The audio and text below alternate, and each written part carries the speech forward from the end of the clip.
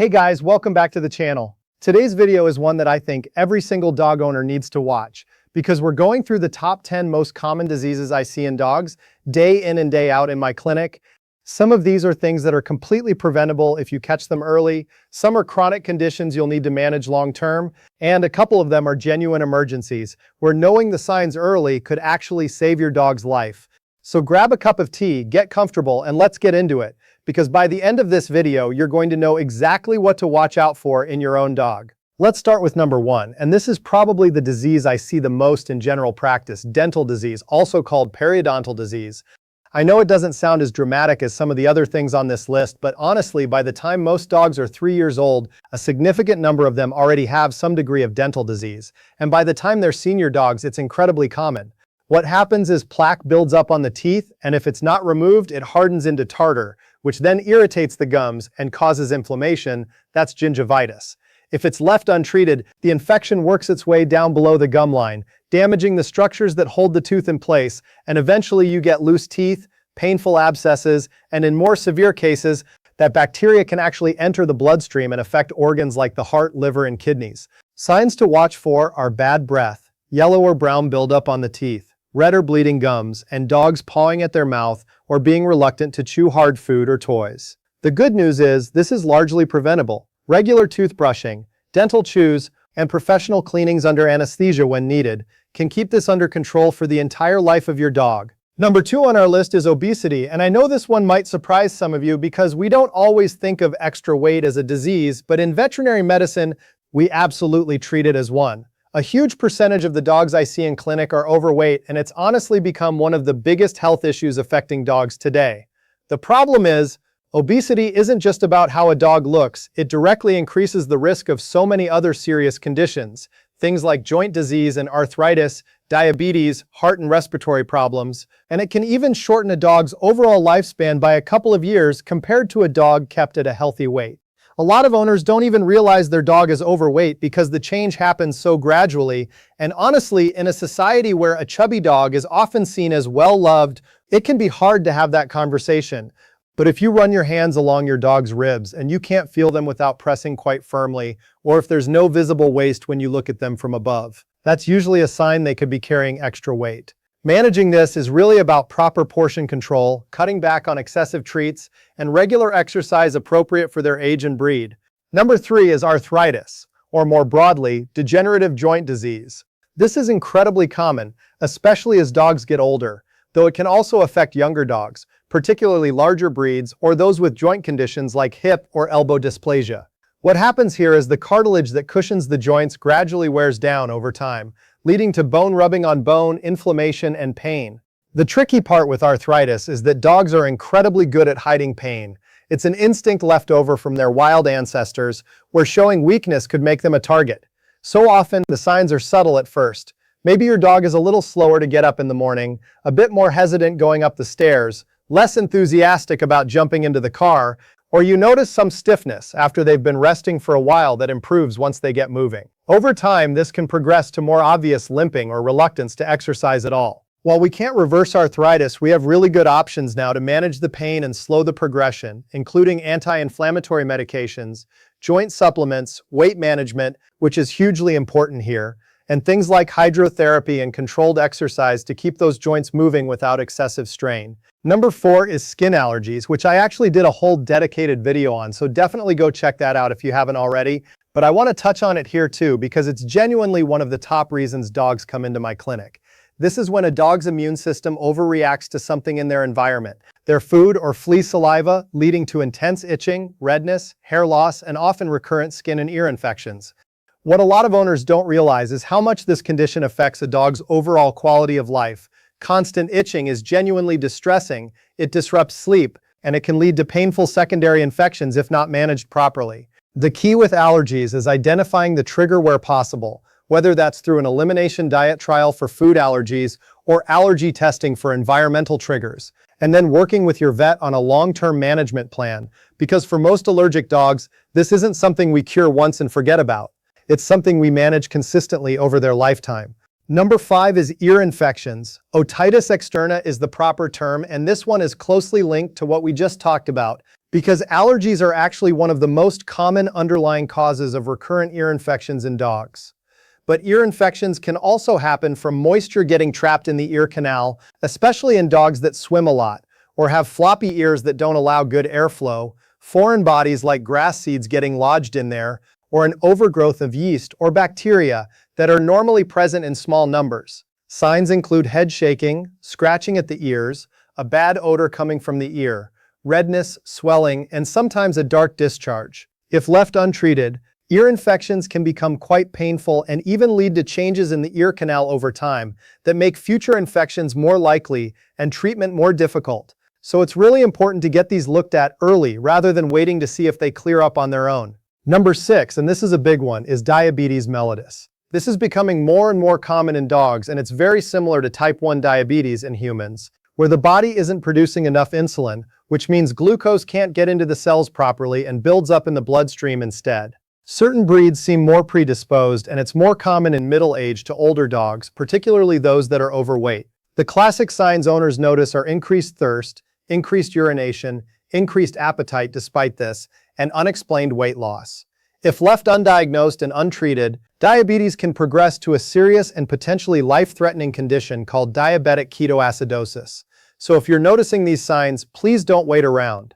The good news is that with proper management, which usually involves twice daily insulin injections, a consistent diet, and regular monitoring, diabetic dogs can live very happy, comfortable lives. It just requires commitment from the owner to keep things consistent. Number 7 is heart disease, and there are actually a few different types we commonly see. In smaller breed dogs, we very often see something called mitral valve disease, which is a degenerative condition where one of the valves in the heart doesn't close properly anymore, causing blood to leak backwards and putting strain on the heart over time. In larger breed dogs, we more commonly see dilated cardiomyopathy, where the heart muscle itself becomes weakened and enlarged, and it can't pump blood as effectively. Early on, heart disease often doesn't show obvious symptoms, which is actually why I recommend regular checkups, where your vet can listen for a heart murmur or any irregular rhythm before things progress. As the disease advances, you might start noticing a persistent cough, especially at night or after exercise, tiring more easily on walks, labored breathing, or in more severe cases, fainting episodes. While we generally can't cure most forms of heart disease in dogs, we have medications that can significantly slow the progression and improve quality of life, and early detection really does make a big difference in outcomes here. Number 8 is kidney disease, which we often call chronic kidney disease or chronic renal failure when it's the long-term progressive form that we see a lot in older dogs. The kidneys are responsible for filtering waste products out of the blood and maintaining the body's fluid and electrolyte balance. And unfortunately, kidney tissue doesn't regenerate once it's damaged, so this tends to be a progressive condition. What's tricky about kidney disease is that dogs can lose a significant portion of their kidney function before we start to see obvious clinical signs, because the remaining healthy kidney tissue compensates for quite a while before things become noticeable. Signs to watch for include increased thirst and urination, similar to diabetes actually, decreased appetite, weight loss, vomiting, and lethargy. This is exactly why routine blood tests, particularly in senior dogs, are so valuable, because they can pick up early changes in kidney values well before your dog shows any outward signs, which gives us a much better window to start supportive management like specific kidney-friendly diets and medications that can slow the progression significantly. Number 9 is cancer, and I know this is a heavy one, but unfortunately it's incredibly common, particularly in older dogs, and it's actually one of the leading causes of death in dogs over the age of 10. There are so many different types: lymphoma, mast cell tumors, osteosarcoma, which affects the bones, hemangiosarcoma, which often affects the spleen or heart, and many others, each behaving quite differently and requiring different treatment approaches. Some cancers present as an obvious lump or bump you can feel under the skin, which is why I always tell owners to do regular hands-on checks of their dog, running your hands over their whole body every so often so you get familiar with what's normal and can pick up any new lumps early. But other cancers, particularly internal ones, can be much harder to detect early, sometimes only showing signs like lethargy, decreased appetite, or weight loss until they're more advanced. This is another area where regular veterinary checkups really matter, because we can often pick up subtle changes on a physical exam or through routine blood work that prompt further investigation. Treatment options have really expanded over the years too. including surgery, chemotherapy, radiation therapy, and increasingly more targeted treatments. So a cancer diagnosis isn't always as devastating as it once was. And many dogs go on to have good quality time with appropriate treatment. And finally, number 10, Parvovirus. Now this one is a bit different from the others on this list because it's an infectious disease rather than something that develops gradually. But I wanted to include it because it's genuinely one of the most dangerous diseases affecting young dogs, and it's almost entirely preventable through vaccination, which makes it all the more important to talk about. Parvovirus is a highly contagious virus that attacks rapidly dividing cells in the body, particularly in the intestinal lining and bone marrow. It mainly affects puppies and young unvaccinated dogs, and it spreads through contact with infected feces, which can survive in the environment for a really long time, even up to a year in some conditions, which is part of why it's so persistent in places like parks and areas with a lot of dog traffic. Signs come on quite suddenly and severely: profuse vomiting, bloody diarrhea with a very distinctive foul smell, severe lethargy, loss of appetite, and dogs can become dehydrated extremely quickly. This is a genuine emergency. If you suspect your puppy has parvo, you need to get to a vet immediately, because without aggressive treatment, which usually involves hospitalization, IV fluids, and supportive care, the mortality rate is very high. But here's the thing that really gets me. This disease is so preventable. A proper puppy vaccination schedule, keeping young, incompletely vaccinated puppies away from high-risk areas like dog parks until they're fully covered, and good hygiene practices can prevent this almost entirely. So if you take one thing away from this whole video, please make sure your puppy is up to date on their vaccinations. So that's our top 10. Now I want to step back for a moment and talk about what these conditions actually have in common, because I think there's a really important pattern here that applies no matter which specific disease we're talking about. The first thing is that early detection makes an enormous difference across almost every single one of these conditions. Whether it's dental disease, kidney disease, heart disease, or cancer, catching things early almost always means better outcomes, less invasive treatment, and a better quality of life for your dog. This is exactly why I'm such a big advocate for regular veterinary checkups, even when your dog seems perfectly healthy, because a lot of these conditions develop silently in the early stages, and a thorough physical exam combined with routine blood work, especially as your dog gets into their senior years, can pick things up well before they become an obvious problem. The second pattern I want to point out is how interconnected a lot of these conditions actually are. Obesity, for example, isn't just its own standalone issue. It directly increases the risk of arthritis, diabetes, and heart disease. Allergies aren't just a skin problem, they're one of the most common underlying causes of chronic ear infections.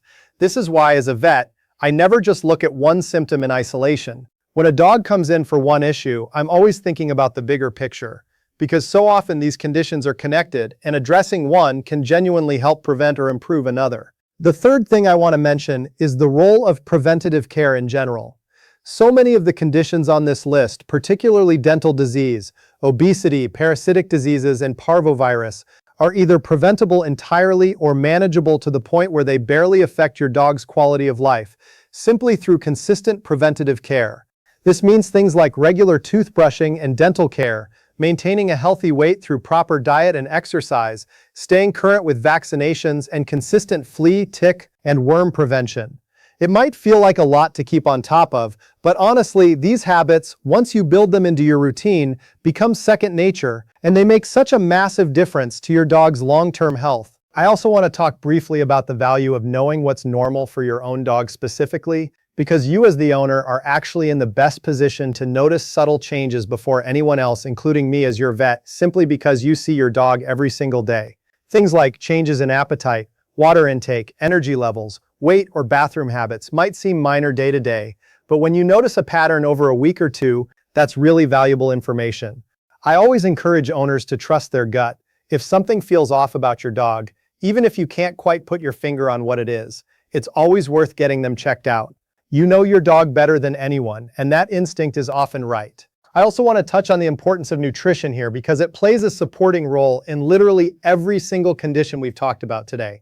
A high-quality, balanced diet appropriate for your dog's age, breed, and health status supports the immune system, helps maintain a healthy weight, supports joint health, and can even help manage conditions like kidney disease and heart disease through specific therapeutic diets when needed.